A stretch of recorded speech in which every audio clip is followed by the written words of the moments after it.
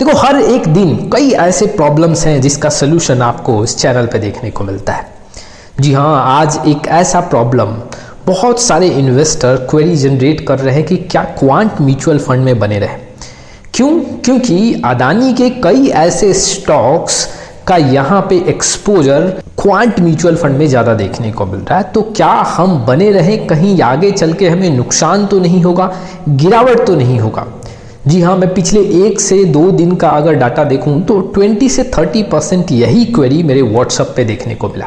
चलिए, आज के वीडियो का विश्लेषण इसी के इर्द गिर्द होगा और मैं बताऊंगा कि क्यों आपको अभी अपने क्वांट म्यूचुअल फंड में बने रहना चाहिए। ये शुरुआत करते हैं, लेकिन उसके पहले अगर आपको म्यूचुअल फंड रिलेटेड कुछ भी सलूशन चाहिए, चाहे आपके पोर्टफोलियो डिज़ाइन की बात करें या फिर पोर्टफोलियो रिव्यू की बात करें, कौन सा म्यूचुअल फंड आपके पोर्टफोलियो के लिए बेहतर होगा, इन्वेस्टमेंट प्लानिंग, फिनेंशियल प्लानिंग और रिटायरमेंट प्लानिंग को लेके कोई भी क्वेरी हो तो आप मेरे साथ जुड़ सकते हैं। जी हाँ, सबसे पहले करना क्या है, डिस्क्रिप्शन बॉक्स में जाके पूरा डिटेल चेक करना है और डिटेल के बेसिस पे आप व्हाट्सएप नंबर के थ्रू जुड़ सकते हैं। व्हाट्सएप नंबर आपको डिस्क्रिप्शन बॉक्स में देखने को मिलेगा।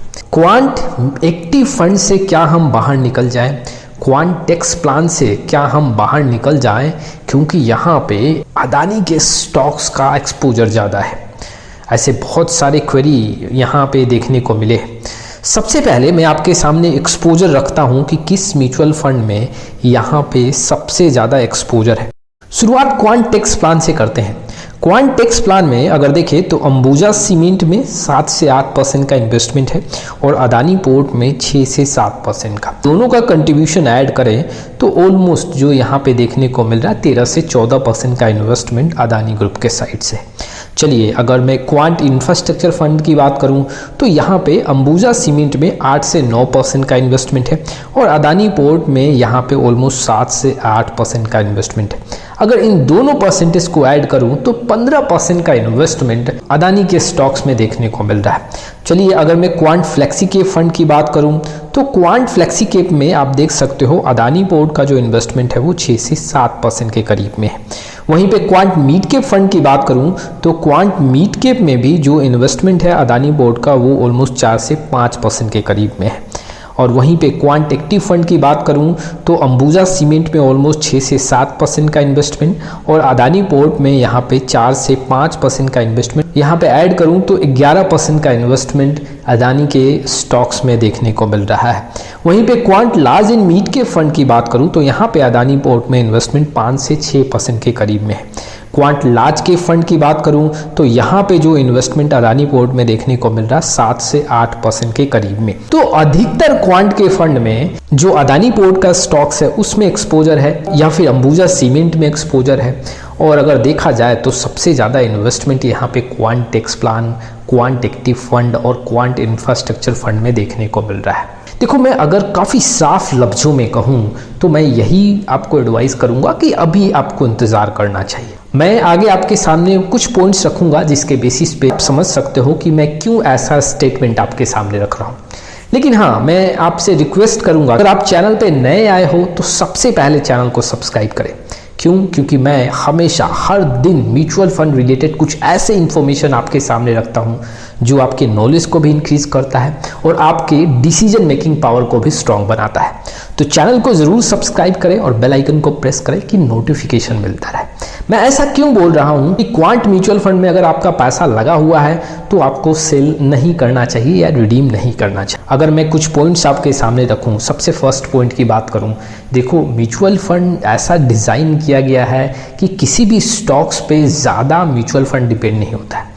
अगर मैं quant tax plan, quant infrastructure और क्वांट एक्टिव फंड, ये 3 फंड को स्किप कर दूं तो हर एक म्यूचुअल फंड में आपको 5 से 6% का एक्सपोजर देखने को मिलेगा। और अगर सिर्फ एक स्टॉक्स में गिरावट भी होता है और बाकी सब स्टॉक्स अच्छे परफॉर्म करते हैं तो आपके म्यूचुअल फंड पे कुछ भी नेगेटिव इम्पैक्ट देखने को नहीं मिलेगा। लेकिन हाँ, जहाँ पे 11% का एलोकेशन है, जहाँ पे 15% का एलोकेशन है, वहाँ पे कुछ इफेक्ट देखने को मिल सकता है। मैं आगे बताऊंगा कि यहाँ पे जो एलोकेशन है वैसे स्टॉक्स में क्या वो लगातार गिर रहे हैं हम आगे बात करेंगे। दूसरे पॉइंट की बात करते हैं। बहुत सारे क्वेरी वैसे इन्वेस्टर के साइड से मैंने देखा है जो काफ़ी शुरुआती दौर में हैं, जिन्होंने 2 महीने पहले म्यूचुअल फंड में पार्टिसिपेट किया है, या 3 महीने या 6 महीने पहले से ऐसे म्यूचुअल फंड में इन्वेस्टमेंट स्टार्ट किया, या फिर 2 दिन या 10 दिन। जी हाँ, मैं वैसे इन्वेस्टर को बताना चाहता हूँ कि देखो, आप जब इन्वेस्टमेंट किसी भी म्यूचुअल फंड पे कर रहे हो तो भरोसा करो। जी हाँ, उसे समय दो। देखो, यहाँ मैजिक का छड़ी नहीं है आपके पास या फंड मैनेजर के पास कि आपको 2 दिन और 10 दिन में अच्छा पैसा बना के दे दे। जी हाँ, अगर आप यहाँ पे 10 दिन, 15 दिन, 6 महीने पहले इन्वेस्टमेंट किए हो तो आपको अपने म्यूचुअल फंड पे समय देना चाहिए, क्योंकि म्यूचुअल फंड में रिटर्न आपको लॉन्ग टाइम में देखने को मिलता है। और अगर आपने मान लो यहाँ पे लमसम किया है 2 लाख रुपए, 4 लाख रुपए, 10 लाख रुपए लमसम किसी भी एक फंड क्वांट में इन्वेस्ट किया है, तो ये आपकी गलती है। क्यों? क्योंकि आपने पूरा पैसा एक ही एएमसी के एक ही फंड में डाल दिया। जी हाँ, अगर आप अपने पोर्टफोलियो को डाइवर्सिफाई करके चलोगे, अपने लमसम इन्वेस्टमेंट को ऐसे डाइवर्सिफाई करोगे डिफरेंट कैटेगरी के डिफरेंट एएमसी के फंड पे, तो आपका रिस्क फैक्टर काफ़ी कम होगा, नुकसान कम देखने को मिलेगा। तो ये गलती आपकी है। लेकिन अगर आपने गलती किया भी है तो आपको इंतज़ार करना चाहिए, समय देना चाहिए म्यूचुअल फंड को। और म्यूचुअल फंड में आपको रिटर्न तभी देखने को मिलेगा जब आप लंबे समय के लिए जाओगे, 5 साल के ऊपर, 7 साल के ऊपर, 10 साल के ऊपर। जितना ज़्यादा ऊपर जाओगे उतना पैसा बनता देखने को मिलेगा। चलिए अगले पॉइंट की तरफ बढ़ते हैं। मैंने ये भी आकलन किया है कि जो स्टॉक्स हैं अदानी ग्रुप के, वैसे स्टॉक्स में कुछ ठहराव देखने को मिला है। हालांकि कुछ ऐसे स्टॉक्स अभी भी हैं जिसमें यहाँ पे दबाव काफ़ी ज़्यादा है, लेकिन मैं अगर आपके सामने डाटा रखूँ तो आप यहाँ पे देख सकते हो जो अभी स्टॉक्स का मूवमेंट है अदानी ग्रुप का। अगर मैं एसीसी की बात करूँ तो आज ये स्टॉक्स 3 से 4% ऊपर का मूवमेंट दिया है। अदानी इंटरप्राइजेज की बात करूं तो आज ये स्टॉक 2 से 2.5% ऊपर की ओर भागा है।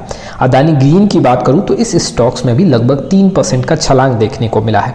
अदानी पावर की बात करूं तो ये स्टॉक्स 5% टूटा है। अदानी टोटल गैस की बात करूं तो ये स्टॉक्स 10% के गिरावट पे बंद हुआ है। अदानी ट्रांस की बात करूं तो ये स्टॉक 2 से 3% का तेजी दिया है। अदानी विल्मर में भी 5% का गिरावट और अंबुजा सीमेंट में 4% का तेजी देखने को मिला है। अगर मैं पूरा डाटा यहाँ पे ऐड करूं, ऑन द एवरेज 2 से 3% का तेजी अदानी ग्रुप के स्टॉक्स में आज देखने को मिला है। जी हाँ, तो मैं ये तो कह सकता हूँ कि अब ऐसे स्टॉक्स में ठहराव देखने को मिल रहा है, एक स्टेबिलिटी देखने को मिल रहा है। और ऐसे में अगर आप अपने म्यूचुअल फंड से बाहर निकलते हो सिर्फ इस पॉइंट को लेके, तो ये काफ़ी जल्दबाजी होगा। हो सकता है ऐसे स्टॉक्स में अब तेजी का रुझान आपको देखने को मिले और आने वाले समय में आप पैसा भी बना सको, तो अभी आपको डिसीजन नहीं लेना चाहिए। चलिए अगले पॉइंट की बात करते हैं। देखो, आपने क्वांट के म्यूचुअल फंड से बहुत पैसा बनाया है, और पैसा कैसे बना है? फंड मैनेजर की क्वालिटी से। फंड मैनेजर ने जी हाँ आपको काफ़ी पैसा बना के दिया।